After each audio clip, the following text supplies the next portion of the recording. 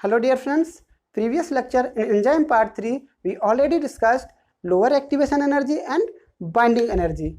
Today we have a discuss about the enzyme classification. In enzyme classification, enzymes they could be classified in different classes, or we can say the enzymes are classified into 6 different classes. So in enzyme classification,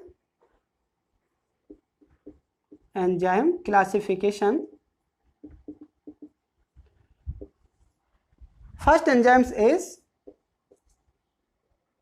oxidoreductase, second enzyme is transferase, and third enzyme is hydrolase, fourth enzyme is lyase, and fifth enzyme is isomerase, and the last enzyme is ligase, right?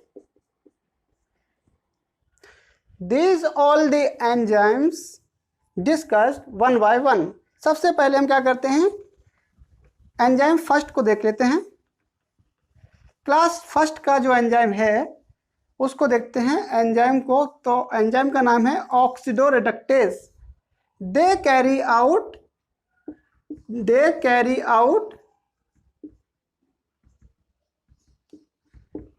redox reaction. Okay, that means oxidoreductase हम किसको कह रहे हैं, जो redox reaction को carry कर रहे हैं। रेडॉक्स रिएक्शन मीन्स क्या होता है, the oxidation and reduction reaction also known as redox reaction, right?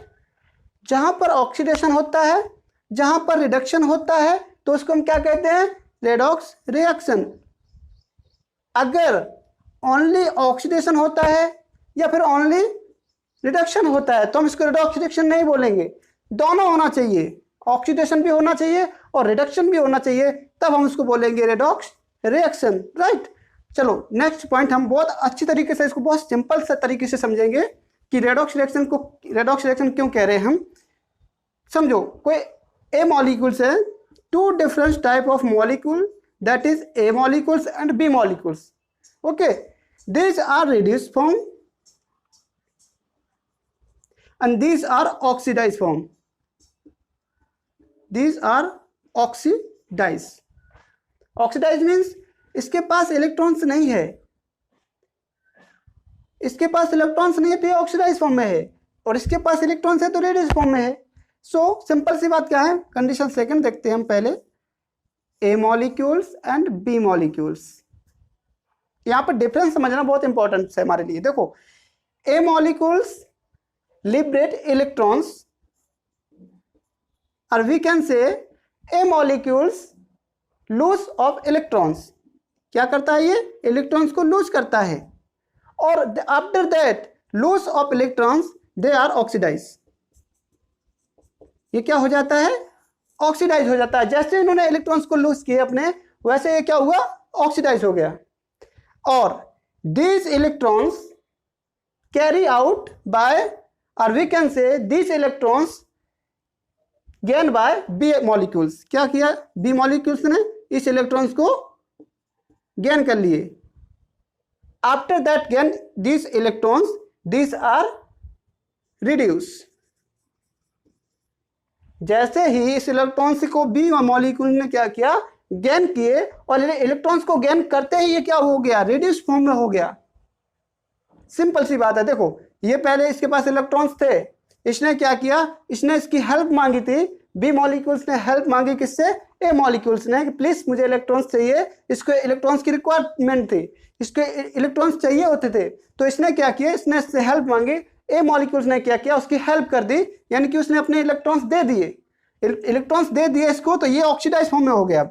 इसने इलेक्ट्रॉन्स यहाँ पर देखो दे दिए, ठीक है, तो अब ये क्या हुआ, ऑक्सीडाइज हो गया। पहले ये रिड्यूस फॉर्म में था। अब देखो कंडीशन दूसरी क्या कह रही है कि इसके पास इलेक्ट्रॉन्स नहीं थे, जैसे ही इसको इलेक्ट्रॉन्स मिले, ए मॉलिक्यूल्स ने इलेक्ट्रॉन्स लिबरेट कर दिए। जैसे ही इलेक्ट्रॉन्स यहाँ से इसने गेन किए, गेन करने के बाद ये रिड्यूस हो गया। पहले ये ऑक्सीडाइज फॉर्म में था, अब ये रिड्यूस फॉर्म में हो गया, राइट। अब देखो और भी सिंपल देखते हैं हम, इससे और सिंपल करेंगे इसको। चलो सबसे पहले एंजाइम देख लेते हैं। Some example, dehydrogenase, second is oxygenase, third enzyme is oxidase, and fourth and last enzyme is hydrogenase.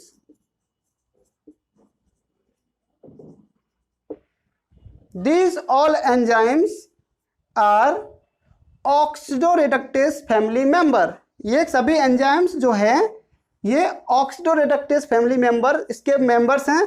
ये कौन सी क्लास से बिलोंग करते हैं, ये ऑक्सीडोरेडक्टेज फैमिली से बिलोंग करते हैं। ये सभी एंजाइम्स जो है ये ऑक्सीडोरेडक्टेज फैमिली से क्या करते हैं, बिलोंग करते हैं। चलो सिंपल सी बात ये हो गई। अब हम देखते हैं, और ये जो एंजाइम्स हैं ज़्यादातर देखा जाए तो ये हमारा जब फोटोसिंथेसिस पढ़ेंगे और रेस्पिरेशन पढ़ेंगे तो हम इसको सभी को अच्छे तरीके से इसको पढ़ेंगे, राइट। अब हम देखते हैं हमारा जो सेकंड एंजाइम है, second enzyme is transferase.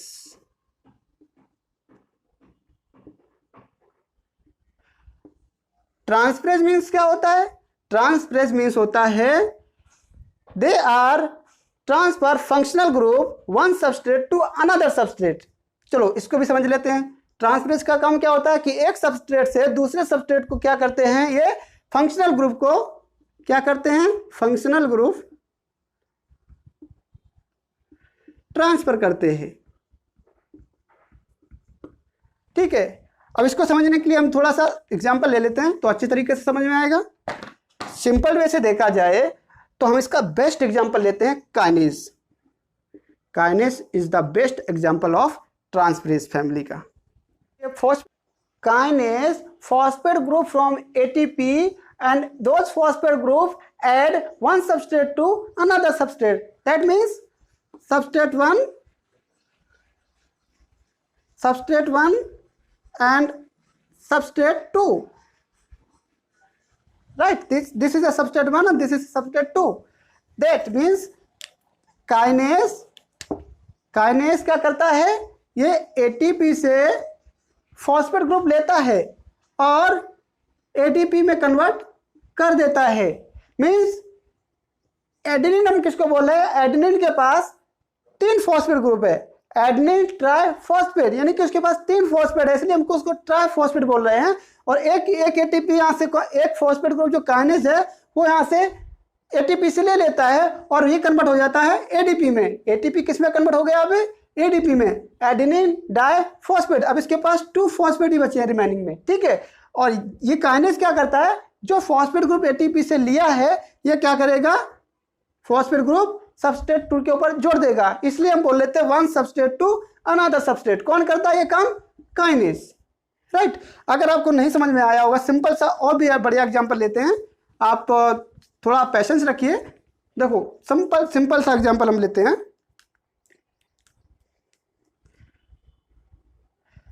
Kinase का एग्जांपल हम बढ़िया ले रहे हैं, ग्लूकोज का, ग्लूकोकाइनेज।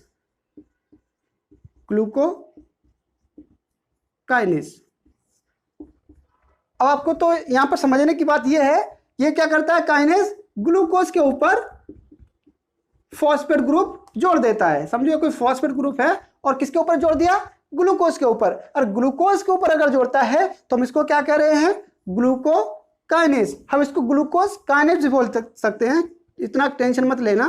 ग्लूकोकाइनेज और glucose kinase it's the same, ठीक है, टेंशन लेना नहीं। तो ये क्या हो गया, ग्लूकोकाइनेज, राइट। और अगर नहीं समझ में आए तो और एक एग्जांपल हम आपको दे देते हैं, समझो। प्रोटीन काइनेज, प्रोटीन काइनेज क्यों बोल रहे हैं हम इसको? क्योंकि इसने क्या किया है, काइनेज ने प्रोटीन के ऊपर फॉस्फेट ग्रुप जोड़ दिया है। अगर काइनेज ने प्रोटीन के ऊपर अगर फॉस्फेट ग्रुप जोड़ दिया है तो हम क्या कह रहे हैं, प्रोटीन काइनेज, राइट। अगर अभी भी अगर कुछ कंफ्यूजन है तो लो, और सिंपल सा बेस्ट एग्जांपल इससे भी बढ़िया, बहुत अच्छे से हम समझाएंगे आपको, क्यों, बिल्कुल आप पेशेंस रखिए। समझो ये कोई हम सिंपल सी एग्जांपल, अब ट्रांसफरेज, क्योंकि आपने काइनेज के ऊपर तो कुछ कंफ्यूजन हो रहा होगा, तो हम लेते हैं ट्रांसफरेज के ऊपर, ठीक है। तो हम क्या लेते हैं, मिथाइल ट्रांसफरेज। मिथाइल ट्रांसफरेज क्यों बोल रहे हैं? अब तो यहाँ पर तो क्या हुआ है, यहाँ पर तो ट्रांसफरेज ही आ गया, ट्रांसफरेज आ गया, तो यहाँ पर कंफ्यूज होने की आवश्यकता है ही नहीं, ठीक है। वहां पे तो काइनेज आ रहा था, काइनेज किस फैमिली से बिलोंग करता है, ट्रांसफरेज फैमिली का मेंबर है वो। काइनेज किसका मेंबर है, ट्रांसफरेज फैमिली का मेंबर है, ठीक है। जब वो क्लास ट्रांसफरेज का काइनेज मेंबर है तो ये किसका है, ये तो सीधा तो ट्रांसफरेज ही है ना, अब तो कंफ्यूज होने की जरूरत नहीं है। सो ये क्या करता है, मिथाइल के ऊपर ट्रांसफरेज क्या कर रहा है, मिथाइल के ऊपर फॉस्फेट ग्रुप जोड़ रहा है। यहाँ पे कौन जोड़ रहा है, वहां पे काइनेज जोड़ रहा था, यहाँ पे खुद ट्रांसफरेज जोड़ रहा है, तो इसलिए हम क्या बोल रहे हैं, मिथाइल ट्रांसफरेज। अगर भी अभी भी कुछ कंफ्यूजन होगा तो हम और अच्छा एग्जांपल लेते हैं, चलो ले लेते हैं एसिटाइल ट्रांसफरेज।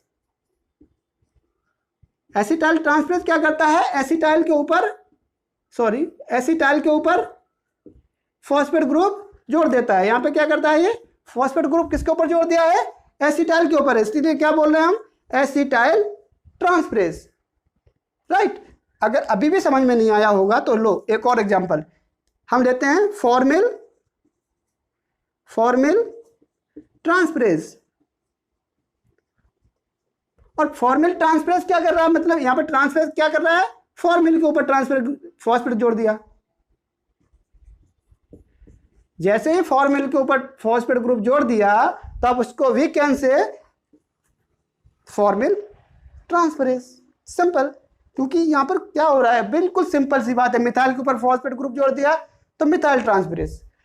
ट्रांसफरेज ने अगर एसिटाइल के ऊपर फॉस्फेट ग्रुप जोड़ दिया तो एसिटाइल ट्रांसफरेज। अगर उसने फॉर्मिल के ऊपर जोड़ दिया तो हम बोल रहे हैं फॉर्मिल ट्रांसफरेज। ये तो है सिंपल सी बात। चलो हम और भी अच्छा और सामने अब देखते हैं, एक नया हमारा क्लास है उसको देख लेते हैं, जिसका नाम है hydrolase.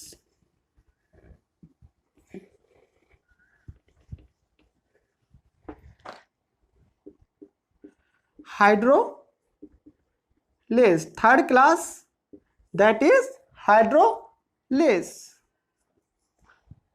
We can hydrolase, they are name suggest they are an enzymes, they are also the break the bond in presence of water, means इसका जो नाम से ही पता चल रहा है कि वाटर को यूटिलाइज करेगा। मीन्स कोई रिएक्शन होती है, जब रिएक्शन में वाटर मॉलिक्यूल्स यूज होगा तभी रिएक्शन होगी। मीन्स अगर वाटर मॉलिक्यूल्स है, इसका नाम से पता चल रहा है कि वाटर मॉलिक्यूल्स को यूज करेगा और जब बॉन्ड को ब्रेक करेगा, means this is A molecules and B molecules.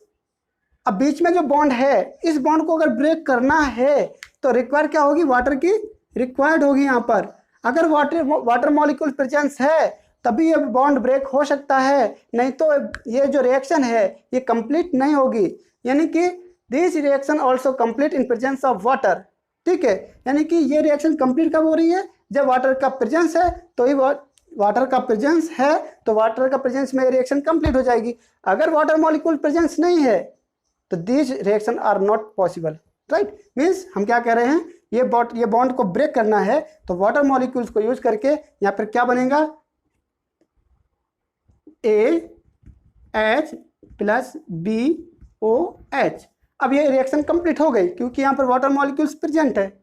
अब देखो सिंपल सी बात क्या है कि यहाँ पर डेल्टा जी की बात कर लेते हैं। डेल्टा जी यहाँ पर लार्ज नेगेटिव हो गया, कितना हो गया, लार्ज नेगेटिव। और लार्ज नेगेटिव हो जाने के बाद यहाँ पर जो बैकवर्ड रिएक्शन है, यानी कि इरिवर्सिबल रिएक्शन यहाँ पर होगी, रिवर्सिबल नहीं हो सकती है। क्यों, क्योंकि डेल्टा जी कैसा है, लार्ज नेगेटिव है, और जहाँ पर एक लिमिट होती है, अगर डेल्टा जी लार्ज नेगेटिव हुआ तो भी रिएक्शन नहीं होगी। और ये खासकर किसमें, हाइड्रोलेस एंजाइम के अंदर ही, हाइड्रोलेस क्लास के अंदर क्या होता है, ये रिएक्शन बैकवर्ड नहीं होती है, ये रिएक्शन हमेशा फॉरवर्ड रिएक्शन ही चलती है और बैकवर्ड रिएक्शन नहीं जा सकती, क्योंकि यहाँ पर reaction is that large negative, right. अब हम देखते हैं कि ए और बी मॉलिक्यूल्स को हमने ब्रेक कर दिया। और एक बात और यहाँ पर याद रखना, मुझे याद आ गई कि जब ये दो मॉलिक्यूल्स के बीच में बॉन्ड ब्रेक हो रहा है तो यहाँ पर वाटर मॉलिक्यूल का यूटिलाइज हो रहा है। अगर हम आगे पढ़ेंगे अभी, जब बॉन्ड का फॉर्मेशन होता है तो वहाँ पर वाटर मॉलिक्यूल्स क्या होता है, वाटर मॉलिक्यूल्स एलिमिनेट होता है, ठीक है। इतना बात याद रखना है, इतना ये पॉइंट बहुत इंपॉर्टेंट है, यानी कि जब ब्रेक होता है तो वाटर मॉलिक्यूल्स रिक्वायर्ड है, और जब बॉन्ड का फॉर्मेशन होता है तो वहाँ पर क्या होता है, कहीं कहीं पर क्या होता है, वाटर मॉलिक्यूल्स एलिमिनेट होता है। आपने देखा भी होगा, नहीं देखा है तो हम आगे अभी देख लेंगे। सो ये हो गई हमारी सिंपल सी रिएक्शन। अब हम देखते हैं डाइजेस्टिव सिस्टम, इसका एक बहुत बढ़िया एग्जांपल लेते हैं ताकि आपको बहुत अच्छी तरीके से समझ में आ जाए। हम एक अच्छा सा एग्जांपल लेते हैं, डाइजेस्टिव सिस्टम। और ये डाइजेस्टिव सिस्टम एग्जांपल किसका है, ये हाइड्रोलेस क्लास का एग्जांपल है। और ये जो डाइजेस्टिव सिस्टम होता है ये 2 टाइप से होता है, हमारे एक्स्ट्रा सेलुलर डाइजेशन और इंट्रासेलुलर डाइजेशन।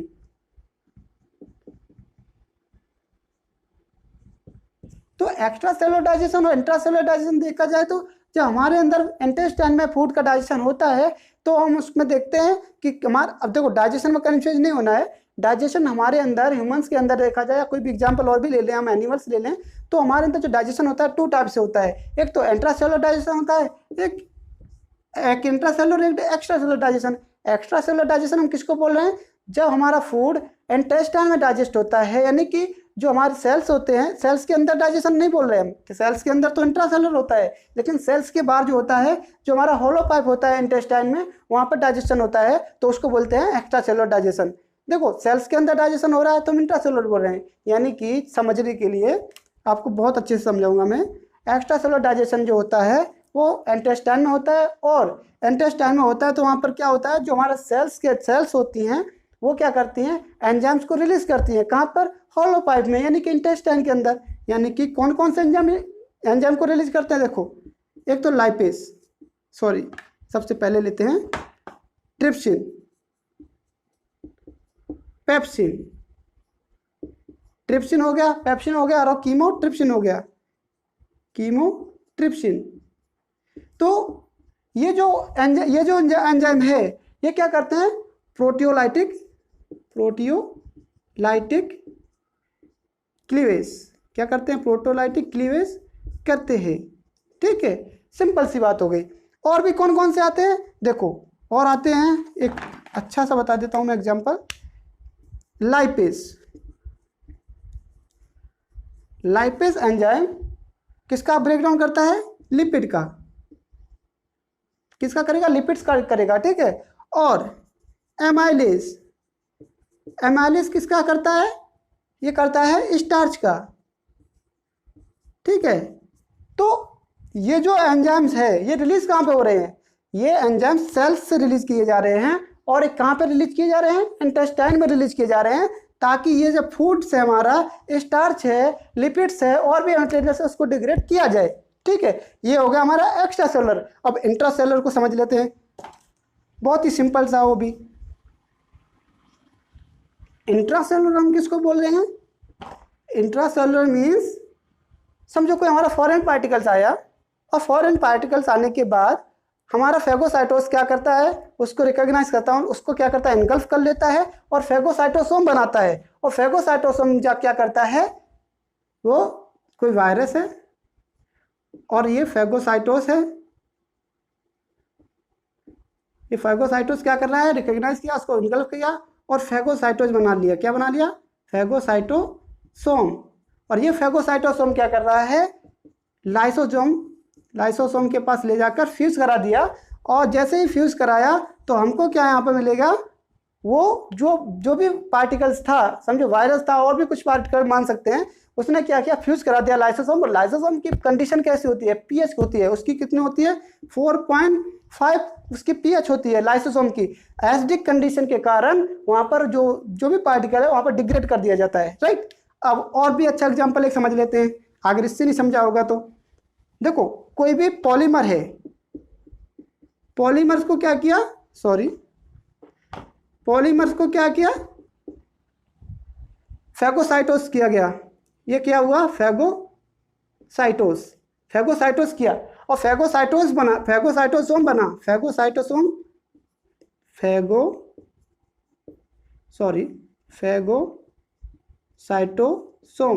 और ये फैगोसाइटोसोम क्या करता है, ये लाइसोसोम से जाके फ्यूज होता है, ठीक है, सिंपल सी बात है। यानी कि polymer is converted into monomer in lysosome after that breakdown, means जब उसका ब्रेकडाउन होता है तो वो पॉलीमर किस में कन्वर्ट हो जाता है, लाइसोसोम में, मोनोमर में। सिंपल सी बात है कि जो पॉलीमर वो मोनोमर में कन्वर्ट हो गया, यानी इसको ब्रेकडाउन हो गया।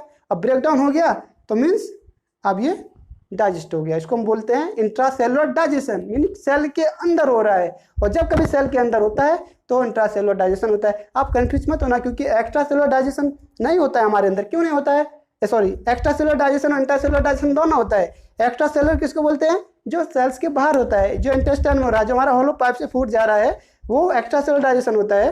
तो कभी जब वोमिटिंग होती है तो कभी ब्लड आता है क्या, जल्दी से नहीं आता। क्यों, क्योंकि वहाँ पर सेल्स नहीं है ना, सेल्स तो बाहर है ना। सेल्स क्या करती है, वहाँ पर एंजाइम रिलीज करती है, कहाँ पर, इंटेस्टाइन में। ये हो गया हमारा अच्छा सा एग्जाम्पल हमने देखा है, किसका, ये देखा है हाइड्रोलेस क्लास का। और इसके साथ ही हमारे जो 3 एंजाइम हो गए। तो आज के वीडियो में हमने कितना देखा है, आज के लेक्चर में हमने देखा है 3 एंजाइम देखे हैं। कौन कौन से देखे हैं, एक तो हमने देखा है, फर्स्ट एंजाइम कौन सा देखा हमने, ऑक्सीडो रिडक्टेस। दूसरा कौन सा देखा है, ट्रांसफ्रेज। और तीसरा कौन सा देखा है, तीसरा एंजाइम देखा हमने हाइड्रोलेस। ये हमारा एंजाइम पार्ट 4 में बात हो गई। अब जब हम एंजाइम पार्ट 5 लेके आएंगे, जो नेक्स्ट हमारा वीडियो आएगा, उसमें हम कौन कौन सी क्लास बात करेंगे, लाइएज, और कौन सा बात करेंगे, आइसोमेरेज, और कौन सा करेंगे लास्ट, लाइगेज। बहुत ही इंपॉर्टेंट है ये भी एंजाइम्स, हम बहुत अच्छी तरीके से इसी तरीके से इसको समझेंगे। तो आज के वीडियो में इतना ही, थैंक यू।